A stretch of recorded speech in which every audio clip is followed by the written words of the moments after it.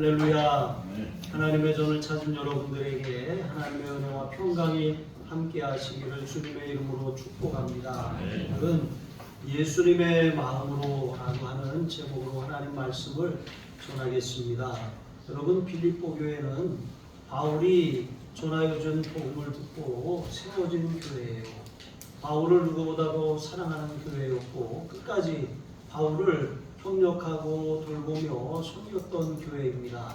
그런데 이 빌립보 교회가 복음을 받았고 복음에 대한 그런 열정도 가지고 있었지만 그 열정이 복음 사역으로 잘 펼쳐지지 못하고 그렇게 주저주저하는 안타까운 가운데 있었어요. 그것은 바로 그들이 진리를 수호하고 복음 사역을 잘 감당하는데 힘을 모아야 함에도 불구하고 그들이 분열하고 갈등하고 나뉘어지려고 하고 있기 때문이었던 것이죠. 여러분, 웃픈 얘기지만, 웃기지만 또 사실 가만히 생각해 보면 슬픈 얘기입니다. 일본 사람 셋이 외국에서 만나면 기업을 한대요. 그리고 중국 사람 셋이 만나면 식당을 한답니다. 그런데 놀라운 사실은 한국 사람 셋이 만나면 교회를 세운대요. 얼마나 놀랍습니까? 그런데 얼마 안 가서 교회가 세 개로 쪼개진대요. 참 웃지 못할 얘기죠. 정말 이렇게 이 교회라고 하는 것은 성령 공동체잖아요. 세상의 계모임이나 어떤 사사로운 그런 취미 활동이나 그런 개인적인 그런 어떤 그런 이해관계로 모인 그런 사조직이 아니에요. 성령으로 하나 된 하늘 가족이잖아요. 그런데 수많은 교단이 생겨나고 수많은 교단 가운데 또 수많은 교파가 갈리고 그리고 오늘 지금 이 시간에도 많은 교회들이 싸우고 갈등하고 다투고 분열하고 있습니다.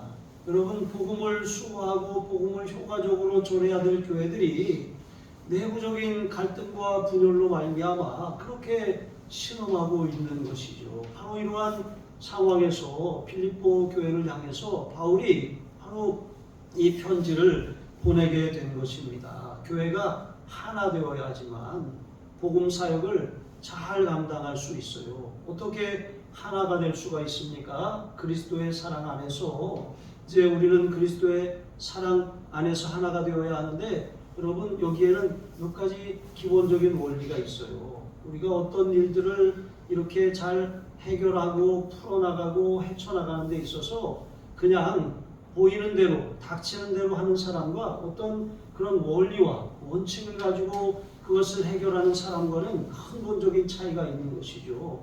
여러분, 신앙생활을 잘하는 사람들을 보면 어떤 영적인 원리를 잘 이해하고 그것을 붙들고 살아가는 것입니다. 자, 특별히 우리가 이 하나가 되기 위해서 배워야 할 그리스도의 사랑의 원리가 있습니다. 1절에 보니까 바울은 빌립보 교회가 분열을 극복하고 하나가 되기 위해서 4가지 원리를 제시하고 있어요. 그것이 무엇입니까? 그리스도의 이름으로 행하는 권면입니다. 또 사랑의 위로입니다. 또 성령의 교제입니다. 그리고 마지막으로 긍휼과 자비입니다. 여러분, 이 4가지는 이제 교회가 견고하게 세워지는 그런 중요한 원리입니다. 성도와 성도 사이에 친밀한 교제를 맺는데 아주 중요한 영적 원리라고 할 수가 있어요. 첫 번째, 여러분, 그리스도 안의 권면입니다. 권면이라고 하는 말, 헬라어로 파라클레시스라고 하는데 이 파라클레시스라고 하는 말, 이것도 이 성령, 보혜사라고 하는 뜻과 같은 어근을 가지고 있거든요. 성령, 보혜사는 파라클레토스라고 하는 단어를 사용해요. 그러니까 이게 이 곁으로 부른다. 또 성령은 곁에 서서 도우시는 분, 이런 의미가 있는 거거든요. 여러분, 성령이 하시는 일이 뭐죠? 성령님은 하나님의 말씀을 깨우치셔요. 생각나게 하셔요. 하나님의 말씀대로 순종할 수 있는 힘을 주시는 분이십니다. 이 성령님이 하시는 분이에요. 그러니까 우리가 이렇게 그리스도 안에 권면을 하는 것, 이게 다른 사람들, 믿음이 약한 사람들이 있어요. 교회 안에 믿음이 강한 사람만 있는 것이 아닙니다. 시험에 자주 넘어지고 그 그렇게 자주 그렇게 고민하고 주저앉는 사람들이 있어요. 그런 사람들에게는 권면이 필요한데 그냥 권면 갖고 안 돼요. 이 권면은 그리스도 안의 권면이어야 합니다. 그리스도 안의 권면은 성령께서 하시는 것과 같이 하나님의 말씀으로 권면하는 거예요. 그러니까 내 생각, 내가 신앙생활을 해보니까 내 경험상 이래. 내가 이렇게 살아보니까 내 인생에 그런 연륜에서 나오는 내 지혜가 이래. 이렇게 내 이야기를 하는 것이 아니라 하나님의 말씀을 통해서 권면을 해야 여러분 되는 것입니다. 그게 그리스도 안의 권면이고 그게 성령 안에서 행하는 바른 권면이라고 할 수가 있어요. 그래야지만 믿음의 길을 바로 갈 수 있습니다. 자기 생각을 강요하거나 이 자기의 어떤 경험을 지나치게 주장하는 것, 이것은 참된 권면이 아니라 오히려 이 엇나가게 만드는 것이죠. 두 번째, 사랑의 위로입니다. 여러분, 사랑의 위로는 사랑의 위로가 아니에요. 사랑의 위로 아시죠? 사랑의 위로입니다. 사랑의 위로는 이제 우리가 진정한 상대방을 향한 진정한 사랑을 가지고 그런 성령 안에서 우리가 한 몸, 한 지체라고 하는 지체 의식을 가지고 돌보는 거예요. 제가 여기 한쪽 여기 팔이 계속 아프거든요. 그래서 뭐 파스도 묻혀보고 뿌려도 보고 뭐 뜸도 떠보고 다 해봤는데 병원은 가기 싫어서 제가 뭐 그렇게 하고 있는데 근데 오늘 아침에 좀 나아졌어요. 그래서 막 너무 아프니까 이 팔을 좀 이렇게 떼서 바꿨으면 좋겠다 이런 생각이 들 정도였거든요. 그런데 팔이 아프다고 이거 떼내버릴 수 있습니까? 그럴 수 없잖아요. 이거 제 몸에 붙은 지체입니다. 우리 몸도 마찬가지예요. 우리가 생각할 때 어떤 사람은 코가 미워요. 그래서 코를 세워야 된다고 생각하는 사람이 있고 눈이 쌍꺼풀이 없어서 쌍꺼풀을 해야 된다고 수술해야 된다고 생각하는 사람도 있고 뭐 여러 가지 뭐 그냥 마음에 안 든다고 바꾸고 고치려고 하는 생각을 갖고 있어요. 물론 고치면 좋습니다. 그런데 뭐 고치는 것을 넘어서 떼내버리는 것 이거 아주 심각한 것 아니겠습니까? 우리 몸에 맹장이 있어요. 꼬리뼈가 있어요. 뭐 이런 거 사람들이 생각할 때 이거 무슨 뭐 진화의 산물이다. 뭐 이거 뭐 필요 없는 것이다 라고 말하지만 꼬리뼈 다쳐보세요. 앉지도 못하고 서지도 못하고 걷지도 못해요. 여러분 맹장 뭐 다른 수술하면서 수술한 김에 갈른 김에 내 맹장 떼낸다. 여러분 그렇게 하면 안 돼요. 이게 다 하나님의 이유가 있어서 우리 몸에 만들어 놓으신 거잖아요. 이걸 그냥 떼내버리면 우리 몸에 어떤 균형이 깨지는 거예요. 호르몬에 이상이 생기는 것이죠. 그러니까 우리 몸에 붙은 것 중에 쓸데없는 건 없어요. 쓸데없는 건 없습니다. 그런데 이것처럼 교회도 마찬가지거든요. 하나님이 교회 안에 이렇게 쓸데없는 사람을 보내주신 것은 없어요. 다 필요하니까 보내주신 것입니다. 이렇게 우리가 이제 다른 사람과 지체라고 하는 의식을 가지고 아프면 내 몸이 아픈 것처럼 우리가 사랑하는 마음으로 위로하고 격려해야 교회가 견고히 서는 거예요. 미운 눈으로 바라보고 저거 안 나왔으면 좋겠다. 저거 없었으면 좋겠다. 왜 꼭 저런 사람이 왔나. 이런 생각을 하면 여러분 그것은 마치 제가 팔이 아프다고 제 팔을 잘라내야 되겠다 이런 끔찍한 생각을 하는 것과 똑같은 것입니다. 그리고 세 번째 성령의 교제입니다. 성령의 교제는 성령 안에서 제가 했나요? 네, 성령의 교제입니다. 여러분 우리 교회는 성령 공동체라고 했잖아요. 교제인데 이 교제에 성령이 빠지면 인간적인 세상 모임이 되는 거예요.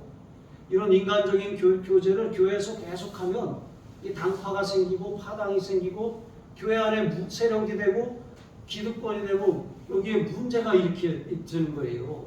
그래서 우리는 성령 안에서 하나가 되기를 힘써야지 성령 빠지고 인간적인 교제만 열심을 내는 그런 것을 조심해야 한다는 것입니다. 그리고 네 번째는 긍휼과 자비입니다. 긍휼은 사랑에서 비롯된 동정이에요. 그리고 자비는 긍휼의 외적인 표현입니다. 여러분 이렇게 형제와 이웃의 사정을 정말 내 일처럼 살피고 그렇게 긍휼히 여기는 마음, 자비를 베풀며 살아가는 마음, 여러분 이게 한 교회의 그런 공동체를 하나가 되게 하고 지체의식을 갖고 또 그렇게 한 몸을 이루는 비결이라고 하는 것이죠. 긍휼의 마음이 없으면 다른 사람이 뭐 그렇게 힘들고 어려운 일을 만나도 내 일이 아니니까 신경을 안 써요. 그러나 여러분 긍휼과 자비가 있는 사람들은 어때요? 그런 이야기를 들으면 이렇게 어깨라도 한번 두둑이 만져주고 또 손이라도 잡아주고 또 기도해 주는 거예요. 여러분 그것이 긍휼과 자비가 있는 사람의 그런 행동이에요. 반찬이라도 이렇게 있으면 조금 더해서 갖다 나눠주고 이렇게 하는 것이죠. 긍휼과 자비가 없으면 우리는 하나님 앞에 설 수가 없어요. 히브리서 4장 15절로 16절에 보시면 우리에게 있는 대제사장은 우리의 연약함을 동정하지 못하실 리가 아니요 우리와 모든 일에 똑같이 시험을 받으시니로되 죄는 없으시니라 그랬어요. 그러므로 우리는 긍휼하심을 받고 때를 따라 돕는 은혜를 얻기 위하여 은혜의 보좌 앞에 담대히 나아갈 것이니라고 말씀하고 있는 것입니다.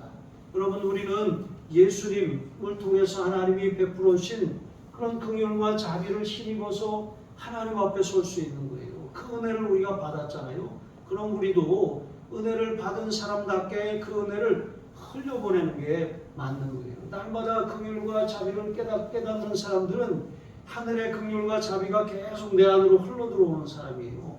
그러면 흘러들어오는 것은 계속 흘러가게 돼 있어요. 그런데 하나님의 은혜와 긍휼을 깨닫지 못하고 사는 사람들은 메말랐잖아요. 내 심령이 메말랐는데 어떻게 흘려보낼 수가 있겠습니까? 이처럼 그리스도 안에서의 권면, 사랑의 위로, 성령의 교제, 그리고 긍휼과 자비는 성도가 온전한 한 몸을 이루고 참다운 교제를 누리는 그런 영적인 원리라고 하는 것입니다. 어떤 사람은 이렇게 생각해요. 왜 나는 친구도 없고 내 주변엔 사람이 없는지. 여러분 이런 원리를 한번 적용해 보세요. 그러면 주변에 여러분의 따뜻함 때문에 여러분에게 가까이 사람들이 다가오고 또 주변에 많은 사람들이 위로를 얻고 힘을 얻고 도전을 받고 용기를 얻게 될 줄로 믿습니다. 자, 그런데 이 원리만 알아서는 안 돼요. 원리가 있으면 그 원리가 이 작동하는 몇 가지 조건이 있어요. 우리가 자동차도 그렇잖아요. 자동차가 어떻게 달리는 그런 것을 원리를 잘 안다고 해도 그 기능을 실제로 우리가 사용할 줄 모르면 아무런 그런 소용이 없는 것과 마찬가지입니다. 그래서 이 그 몇 가지 조건이 충족이 되어야 하는데 그것이 두 번째, 우리는 다툼과 허용이 아니라 겸손한 태도를 취해야 된다는 거예요. 그러니까 이 사랑의 원리가 작동하려면 몇 가지 그런 조건들이 있는데, 자, 그것이 바로 다툼과 허용이 아니라 겸손한 태도라고 하는 거예요. 그것을 이렇게 세분화하면 첫 번째로 같은 마음과 같은 사랑으로 협력해야 한다는 것입니다. 같은 마음을 갖는다는 것은 단지 우리가 머리로 이해하고 그래? 하고 지적으로 동의하는 것, 그 수준만이 아닌 거예요. 여러분 우리가 뭔가 이렇게 내가 잘못한 거 알아. 내가 잘못한 건 알지만 그것을 진짜 마음으로 인정하기는 싫어. 이럴 때 있잖아요. 이런 것처럼 우리가 머리로는 아는데 실제로 그것을 받아들이려면 마음이 움직여야 돼요. 감정이 이것을 수용할 수 있도록 그 마음이 열려야 되는 것입니다. 그리고 의지적으로 결단을 해야 돼요. 내가 싫지만 그렇게 하면 안 되는 걸 알아. 그러면 결단을 내리고 그렇게 행동으로 옮겨야 되는 것이 필요합니다. 예수님을 믿을 때도 마찬가지였잖아요. 우리가 마음으로 믿어 의에 이르고 입으로 시인하여 구원에 이르느니라 그랬잖아요. 우리가 알아요. 그래 알아. 인정을 해요. 그리고 마음으로 그렇게 수용을 했어요. 하지만 행동으로 옮기지 않는다면 결과가 나타나지 않는 거예요.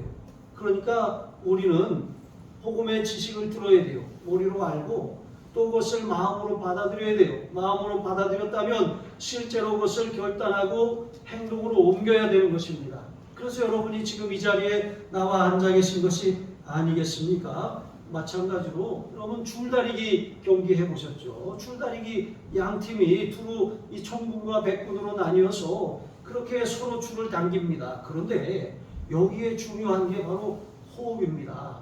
그 호흡을 맞출 수 있도록 앞에서 그렇게 응원하는 사람이 어떻게 합니까? 영차, 영차, 영차. 그러면 그 영차 소리에 호흡을 맞춰서 영차, 영차 하고 당겨야 되는 거예요. 그런데 언제 무너집니까? 이게 호흡이 흐트러지고 그 소리가 잘 안 들릴 때 그냥 중심이 무너지면서 흐트러지고 마는 것입니다. 마찬가지로 우리가 같은 마음, 같은 뜻을 가진 교회, 여러분 정말 같이 호흡하는 그런 교회, 우리가 지적인 우리 동의뿐만 아니라 감정적으로도 수용하고 의지적으로도 그렇게 내키지 않지만 그렇게 하기로, 또 나는 그렇게 할 용기가 없지만 그렇게 용기를 내서 행동으로 옮기는 것, 여러분 이것이 하나가 되는 중요한 그런 작동, 그런 이 조건이라고 하는 것입니다. 그리스도께서는 우리를 위해서 완전히 자신의 몸과 그런 이 피를 다 내어주셨어요. 완전히 자기를 다 드러내신 것입니다.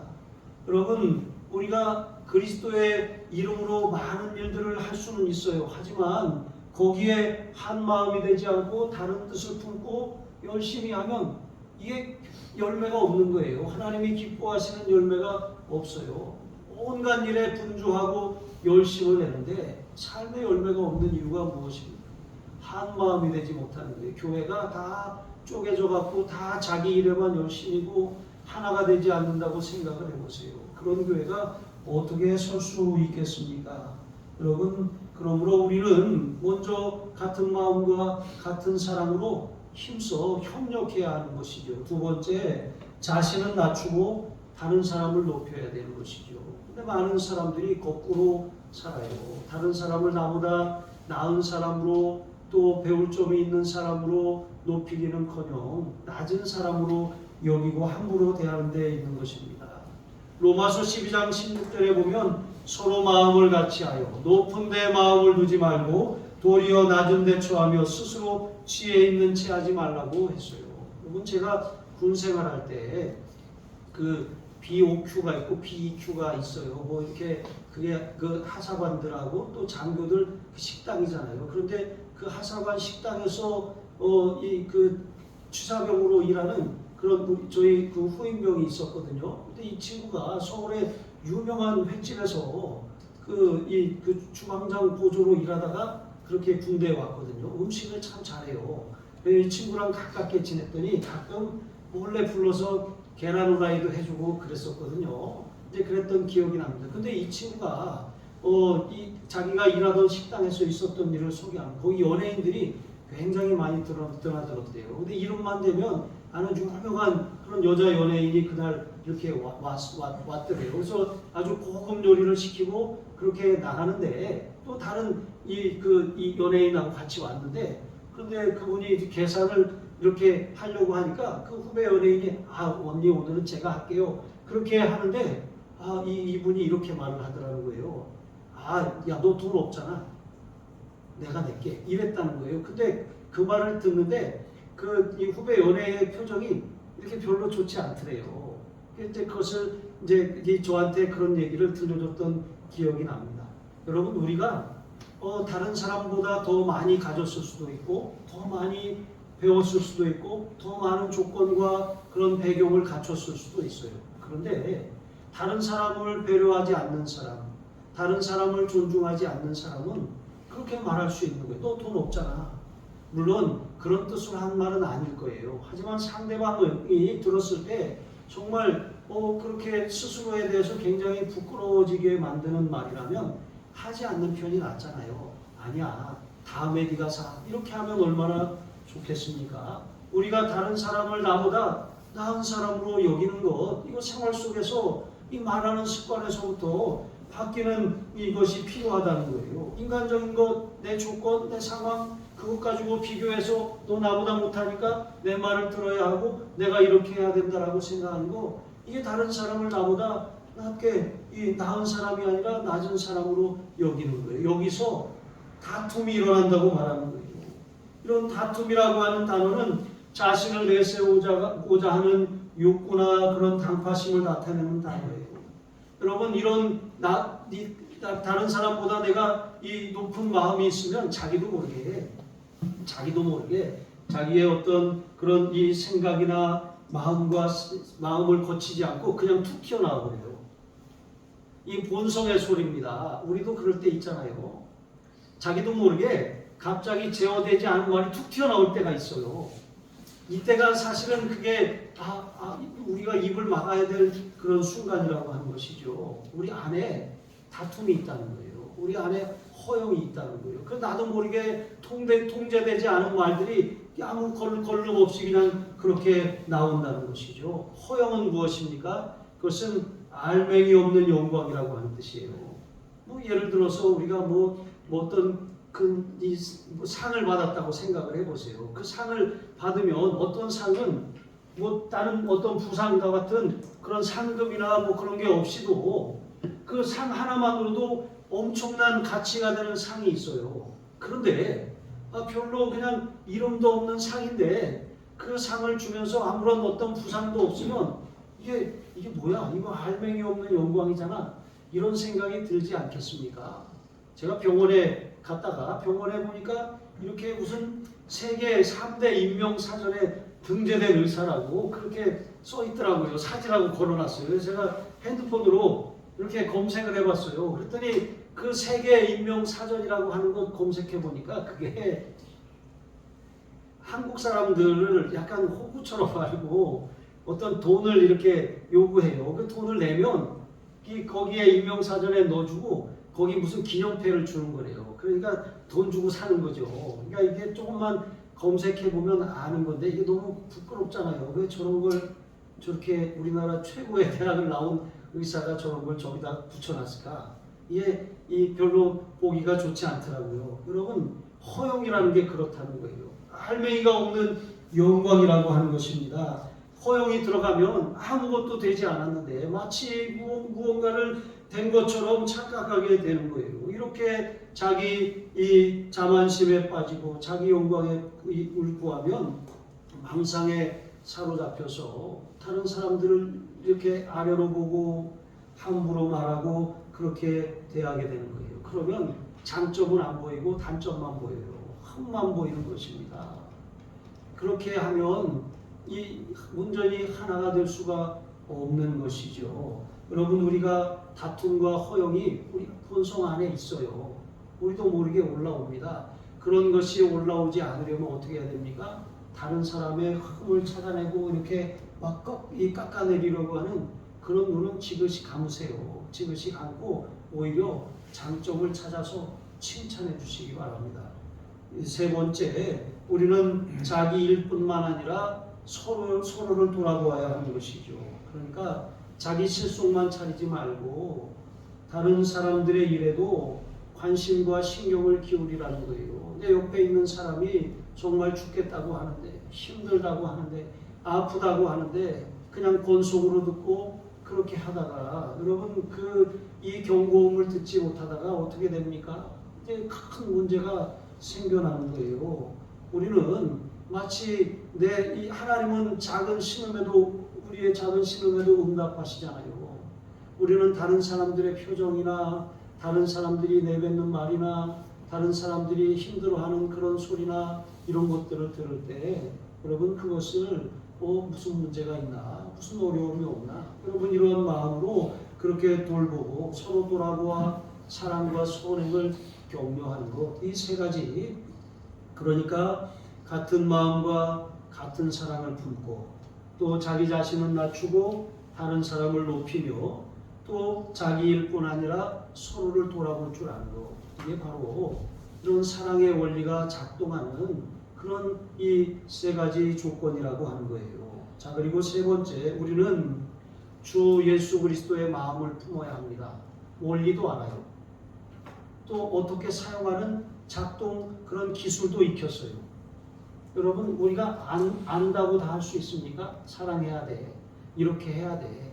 내가 이렇게 친절하게 말하고 따뜻하게 말하고 겸손하게 말하고 그것을 이렇게 행동으로 옮겨야 돼. 여러분 그렇게 마음에 결심한다고 됩니까? 안 돼요. 안 돼요. 우리가 그렇게 하려고 하면 저 사람이 나한테 한 게 있는데 저 사람이 나한테 끼친 손해가 있는데 저 사람이 나한테 준 상처가 있는데 저 사람 때문에 내가 얼마나 어려움을 당했는데 그거 생각하면 절대로 이런 사랑의 원리가 작동하지 않아요. 또 사랑의 원리에 대해서 우리가 따라서 살려고 몸부림치고 이런 조건들을 충족시키고 하나하나 그렇게 우리가 프로토콜을 따라서 그렇게 행한다고 할지라도 안 돼요. 왜 안 됩니까? 우리는 연약하잖아요. 본성이라고 하는 것이 자꾸 우리의 발목을 잡는 것입니다. 그럼 어떻게 합니까? 그러면 이렇게 해도 안 되니까 포기해야 되는 것입니까? 그래서 바울이 근본적인 처방전을 우리에게 제시하는 거예요. 예수님의 마음을 품어야 한다는 거예요. 5절로 8절에 보면 우리가 원리를 배우고 또 태도를 훈련해도 우리는 연약합니다. 그래서 종종 실수하고 넘어집니다. 그 실수하고 넘어질 때 우리는 예수님을 바라보고 예수님의 마음을 품어야 돼요. 예수님의 마음을 품으면 어떤 일이 벌어집니까?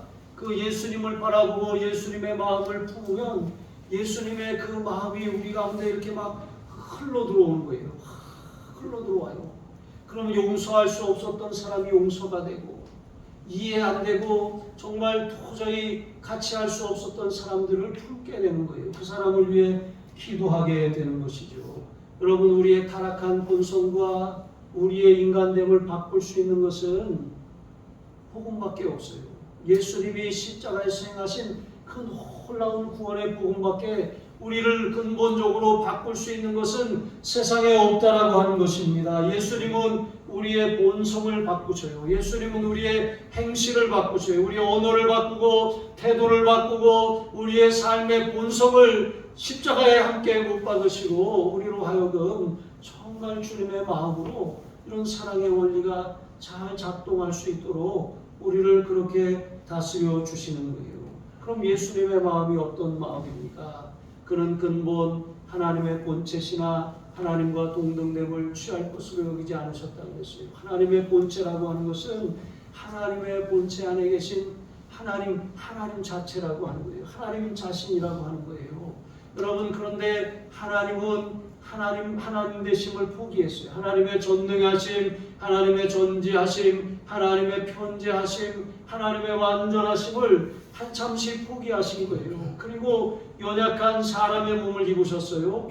그러나 우리처럼 죄는 없으셔요. 아담의 후손이 아니라 성령으로 잉태되셨기 때문에 사람으로 오셨지만 죄는 짓지 않으셨어요. 그리고 예수님은 종의 형체를 가지셨다 그랬어요. 종이라고 하는 것은 주인이 시키는 것만 하는 사람이에요. 주인이 명하는 대로 사는 사람입니다. 예수님은 메시아 하나님의 종으로서 이 땅에 오셨어요.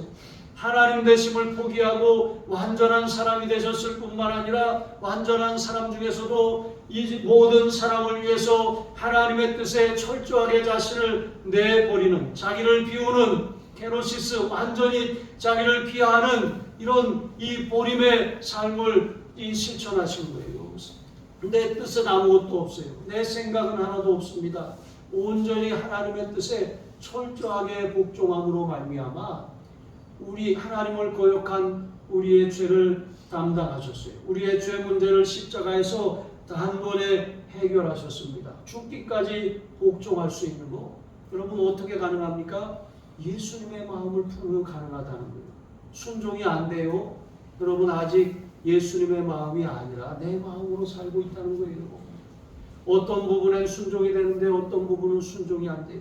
아직 그것은 내 마음이 차지하고 있다는 거예요. 어떤 사람은 하나님 앞에 순종한다고 하면서 순종이 안 되는 부분들이 있어요. 그 영역들 때문에 계속 걸려 넘어지고 시험을 당하는 거예요. 사람과의 관계도 마찬가지입니다. 약속을 하고 약속을 지키지만 약속을 온전히 지키지 않아요.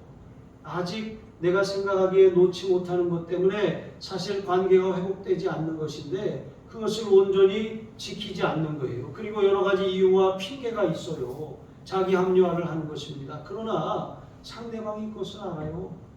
내가 온전히 그 약속을 이행하지 않는 거, 이행하는 척만 한 거 알아요. 사울왕은 아말렉을 진멸하라고 하는 하나님의 명령을 받았어요. 그런데 아말렉 왕을 사로잡았어요. 진멸하지 않았습니다. 소와 양과 그 진멸하기에 아까운 것들을 챙겼어요. 그러니까 하나님의 명령을 순종하지 않으면서 이거 왜 이 소리가 이 짐승의 소리가 뭐냐 그러니까 사무엘에게 뭐라고 대답합니까? 아 여호와께 제사하려고 좋은 거 남겼다고. 여러분 그것은 자기 생각이에요. 우리가 예수님의 마음을 품지 않으면 여전히 우리는 내 마음을 가지고 살아. 내 마음대로, 내 뜻대로, 내 생각대로, 내 마음이 끌리는 대로 살아가요. 가을에는 가을 타고, 봄에는 이 봄을 타고, 여름에는 여름 타고, 뭐 여름에 뭐 바나나 보트 타고 이것저것 다 타면서 살아요. 그러나 우리가 우리의 마음 가운데로 살면서 주님의 마음과는 상관없이 살아가는 거예요. 그런 삶에는 아무것도 되는 게 없어요. 아무것도 이루어지는 것이 없는 것입니다. 결심하고 작정하고 예배의 자리에서 은혜를 받지만 초문을 열고 나가는 순간 다시 내 마음대로 살아요. 그런 삶에 무슨 열매가 있고 무슨 변화가 있고 또 무슨 그런 이 풍성함이 있겠습니까? 예수님은 하나님의 본체시나 하나님과 동등됨을 취할 것으로 여기지 아니하시고 오히려 자기를 비웠어요. 자기가 없어요. 내 마음 다 비웠어요. 그리고 주님의 마음으로 채웠어요. 그렇게 하니까 주님의 순종을 따라 순종하게 된 거예요. 주님의 마음은 온유하고 겸손한 마음이에요. 주님의 마음은 착한 마음이에요. 사도행전 10장 38절에 보면 예수님은 두루 다니시며 착한 일을 행하시고 마귀에게 눌린 모든 자를 고치셨다 그랬잖아요. 그러니까 다른 사람들을 향한 자비와 긍휼을 베푸셨다는 거예요. 우리도 마찬가지예요. 주님의 마음을 품으면 겸손해집니다. 주님의 마음을 품으면 다른 사람들이 보여요. 다른 사람들을 불쌍히 여기고 긍휼히 여기고 자비를 실천하는 그런 삶을 살게 된다는 것이죠.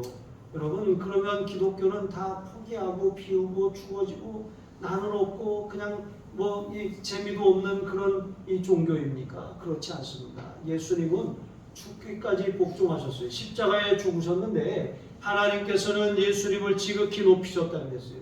지극히 높이셨다라고 하는 것은 더 이상 높일 데가 없을 정도로 높이셨다는 거예요. 하나님의 본체이신데 하나님됨을 포기하셨는데 다시 그 자리를 회복시켜 주셨다는 거예요. 여러분 이렇게 하나님은 낮아지면 높여주세요. 이게 영적인 그런 승리의 비결입니다. 교회 안에서 높아지는 비결은 낮아지는 거예요. 겸손함을 따라서 죽어지는 것입니다. 내 마음으로 살지 않고 주님의 마음으로 사는 사람들인 것이죠. 내가 죽어야 주님이 살아요. 내가 살면 여전히 내 마음대로 하는 사람들 때문에 주변 사람들이 힘들어요. 여러분 자녀가 내 마음대로 막 살아봐요. 부모의 마음이 얼마나 괴롭겠어요. 여러분의 배우자가 내 마음대로만 살아요.